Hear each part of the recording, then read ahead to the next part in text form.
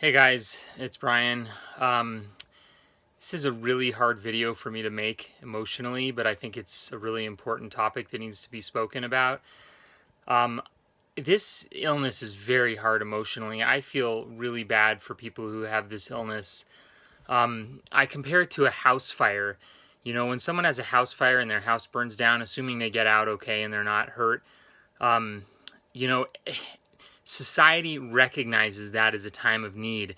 Insurance companies, firefighters, police officers, churches, friends, family, neighbors, everyone gathers around that person. Are you okay? Is there anything I can do for you? Can I make you meals? Insurance companies scramble to find another house. Will this work for you while you're rebuilding? People get to go through their belongings and replace them. And sure, they lose some sentimental items, but they get to replace them and they get to stay in their community. They get to rebuild their house. Mold illness is way harder than that. None of your friends understand why you're leaving your house. You don't get to take your possessions with you. Insurance doesn't care and doesn't help you at all. And you're lucky if you can even sell your house with mold disclosures. You have to have money to remediate your house and make it saleable, which a lot of people don't have. Family and friends often look at you with a blank stare. You know, when I was going through this and we had to get out of our house, thankfully we had enough money to hire a remediator and get the problem taken care of so we could sell our house legally.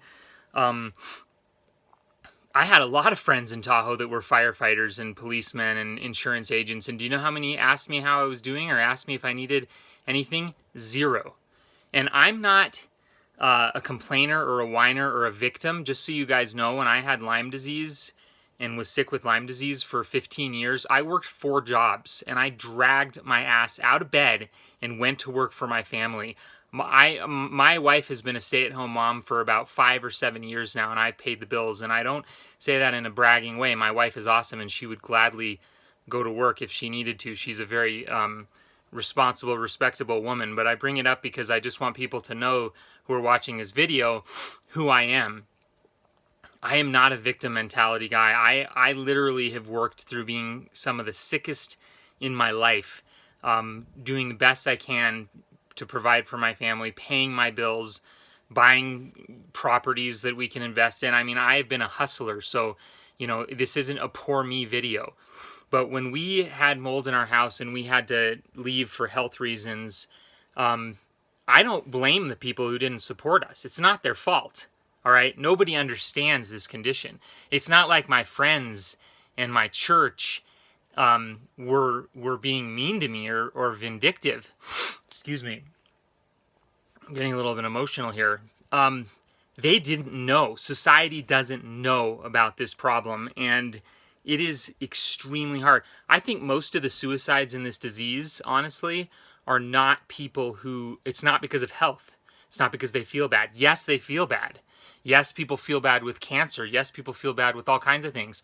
But if all the people with this disease who are committing suicide had the kind of support that people get when they have a house fire, what can I do for you? Here's your insurance money. How can I help you? How can I support you? Oh my gosh, how are you doing? I think a lot of those people would be able to pull through and survive. And so I feel terrible for all the people out there right now who don't have the support. Thankfully, I have amazing parents and my wife has amazing parents. And without my parents and my wife's parents, we maybe would have not gotten through this. Somehow God blessed us with family that understands this, you know, and has believed us and has, listened to us and offered their support.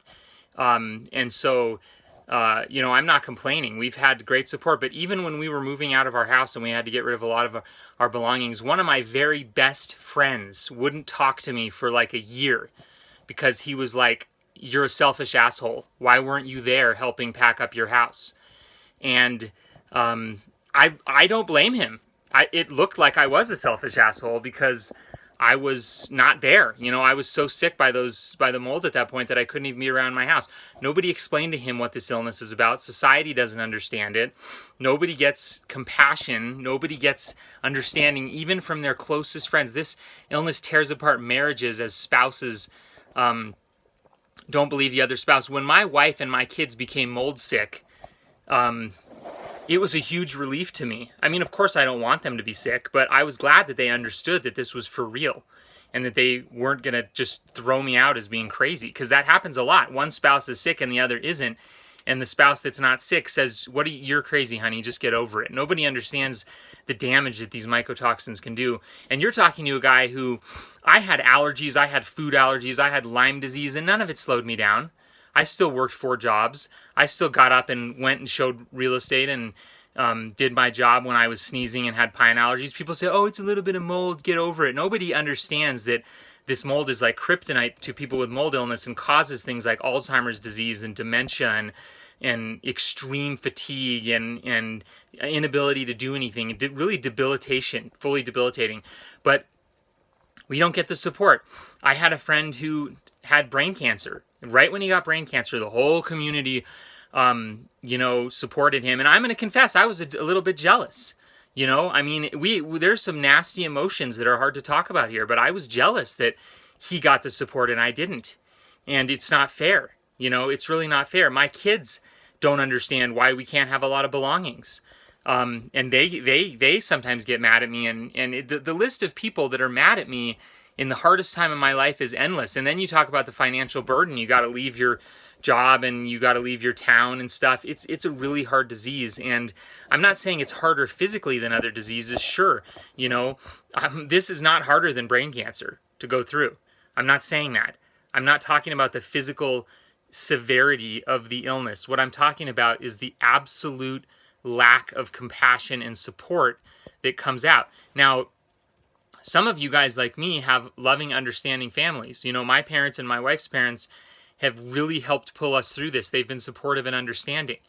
Would we have made it through without their support? I don't know. And I'm not just talking about money, okay? We had enough money to get through the beginning phases of this. I'm talking about emotional stability and emotional health to be able to try to take care of yourself and your family and heal when no one believes you or supports you.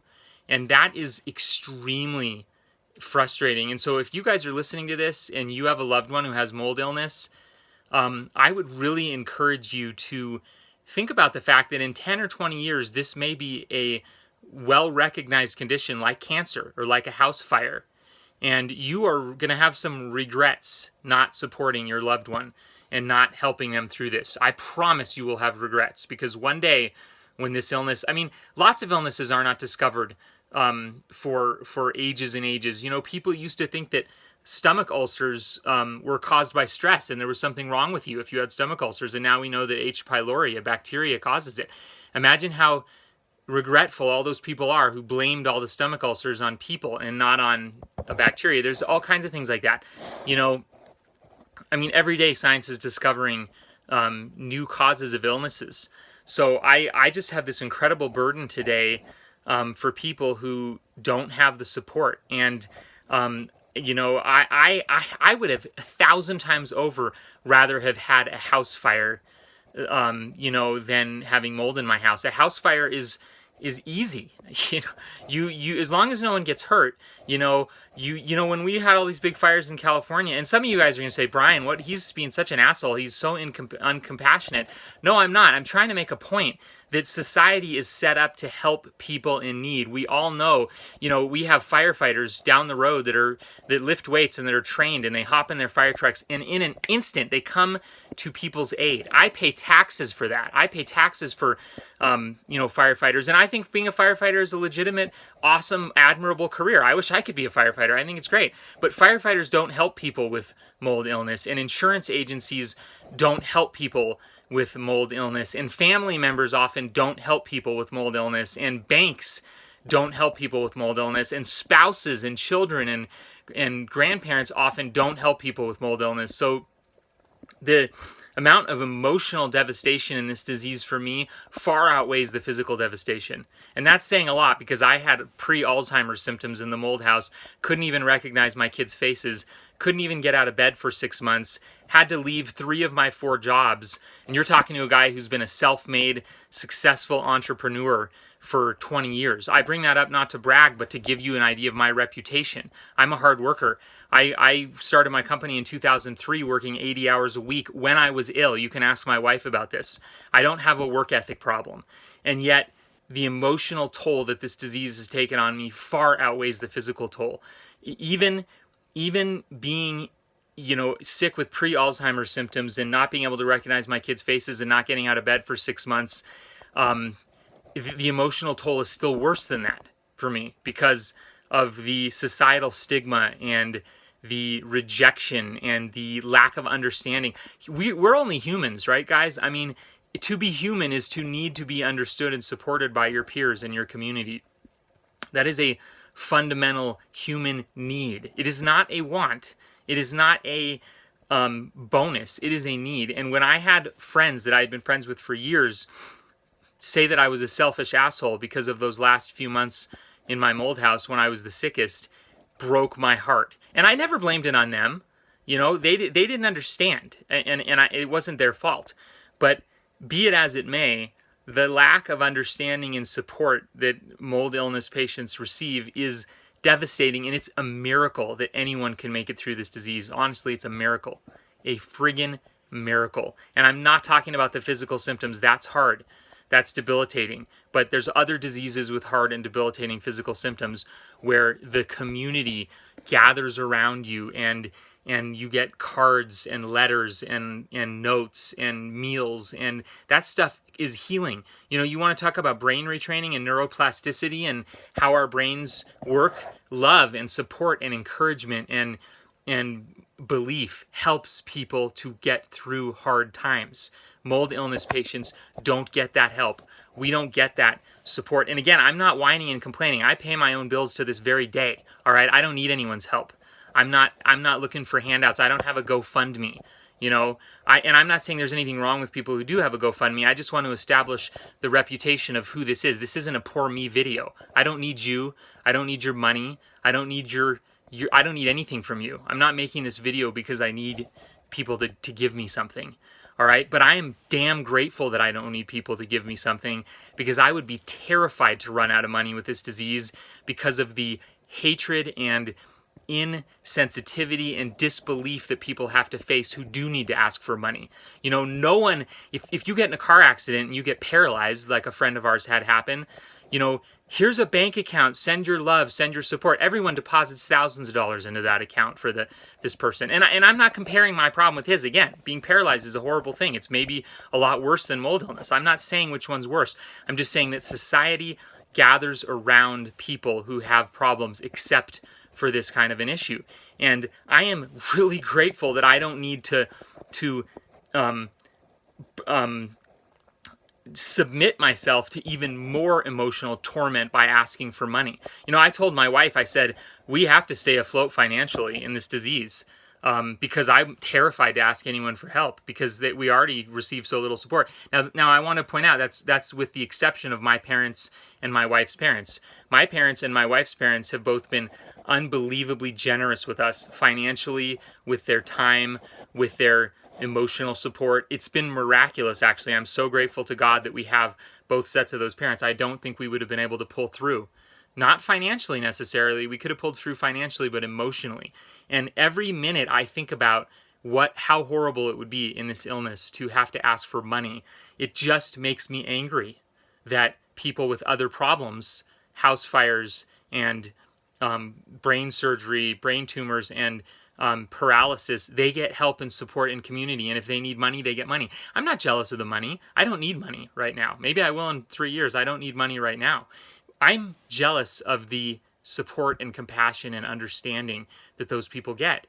And even though I've had it from my parents and I've had it from my wife's parents, I haven't had it from just about anyone else. There's the occasional friend or person. And even though my pastors and my some of my other friends have been supportive, it's not the same kind of support that people get who have these other horrible problems, like a house fire. We had a friend that had a house fire, and it was they just got so much support. And I of course I don't blame anybody for supporting them. They deserve the support. I supported them. I'm not comparing problems. I'm not saying some people deserve support and some people don't. I'm just saying that comparatively speaking, the amount of anguish and suffering that this disease causes without support, commensurate support, is astounding. And if you have a loved one who has mold illness, I beg you to reconsider your attitude toward them and to try to do a little more research on the condition and imagine, put yourself in their shoes and imagine how you would feel if this was happening to you. And I have a lot of credibility in this field, and so I hope my video will have an impact. I've written 5 books on Lyme disease that have sold over 40,000 copies, and I am able to pay my own bills, and I don't need your help, and I'm not asking for your money. I'm just trying to help the people who don't have that support. I mean, I have been able to pay my own bills, and I have supportive parents and in-laws. I can't, and I'm still barely hanging on by a thread emotionally. How would I, and I'm not an emotionally sensitive guy. I don't go through periods of depression. I mean, I'm a pretty solid guy, all right? You can ask my friends and family. I've, been working full-time with Lyme disease for 15 years, working 4 jobs. I own a publishing company. I worked for my dad as a real estate assistant. I worked part-time selling houses and would sell about 3 to 5 houses a year. And I was a real estate photographer who shot about 3 to 5 houses a month for high-end luxury homes. So I'm not a victim. I'm not looking for handouts. I don't need your money. I have my own money. But what I do need is your understanding and your reconsidering of this illness, because it is horrible and heartbreaking to see people who don't have the money or the support that they need and who just get rejected by their family and their friends and their community. And those same people who reject them then go and help the person down the street who had a house fire. And I'm not belittling a house fire, but in a house fire, you have the support that you need.